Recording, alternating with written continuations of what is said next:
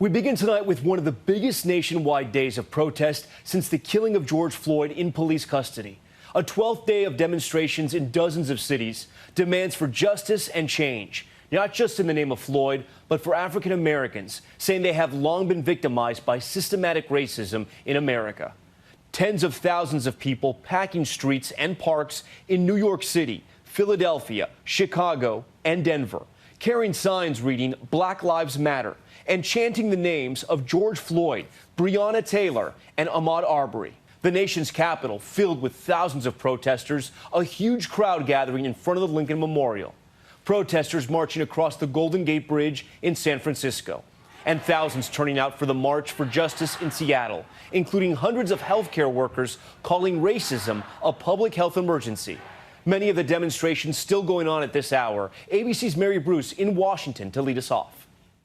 From San Francisco, where protesters marched across the Golden Gate Bridge, to Philadelphia and Chicago. Tonight, thousands taking to the streets calling for an end to police brutality and systemic racism. In Washington, D.C., the largest crowds yet. Tens of thousands of people marching from the Capitol and the Lincoln Memorial to the White House. We walked with Michael Howard, his 10-year-old son, Christopher, holding on tight. For things to happen in a society, it takes all of us, and this is his part that is playing. We met so many families speaking out for the next generation. This is part of history, and they need to learn that history takes hard work. Heather Gerald is from Minnesota and says George Floyd's death there was eye-opening for her. Even though I thought I was educated, I was not, and there's a lot of work to do. At the White House, a powerful message to the president. So this is now the scene right outside of the White House. You have this new higher fortified security perimeter, and then right outside of the president's doorstep, essentially, this incredibly passionate protest.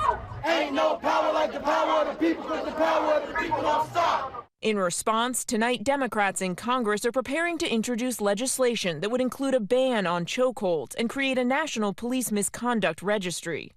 The crowd today stretching for blocks, demonstrating on top of that new mural ordered by the D.C. mayor, the same street that just days ago was cleared by force to make way for the president's photo op.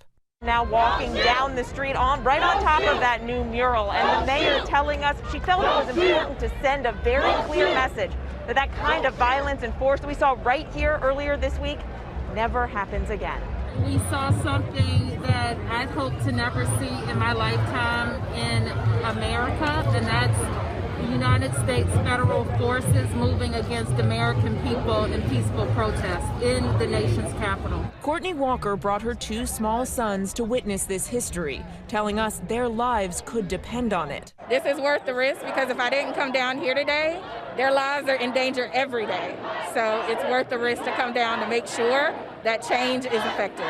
This peaceful protest, also a celebration. This is America! The more people that are here means the more people that realize this affects everybody. Allison Jennings has been here all week. She tells us it's the conversations happening in this crowd that will spark true change in this country.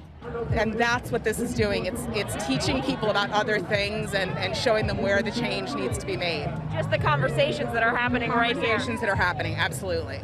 All right, Mary Bruce joins us now from Washington, where the protests are still ongoing. So far, Mary, this is a very different type of protest in more ways than one from what we've seen in the nation's capital. Yeah, Tom, unlike most large protests that we see here, there is no one main organizer at this event. This is a true grassroots movement, united by that common belief that Black Lives Matter. The tone here today is a joyous one. This is part protest, part block party, a diverse crowd here coming together to cause change. Tom. Mary Bruce leading us off from the nation's capital tonight. Mary, thank you. Hi, everyone. George Stephanopoulos here. Thanks for checking out the ABC News YouTube channel. If you'd like to get more videos, show highlights, and watch live event coverage, click on the right over here to subscribe to our channel. And don't forget to download the ABC News app for breaking news alerts. Thanks for watching.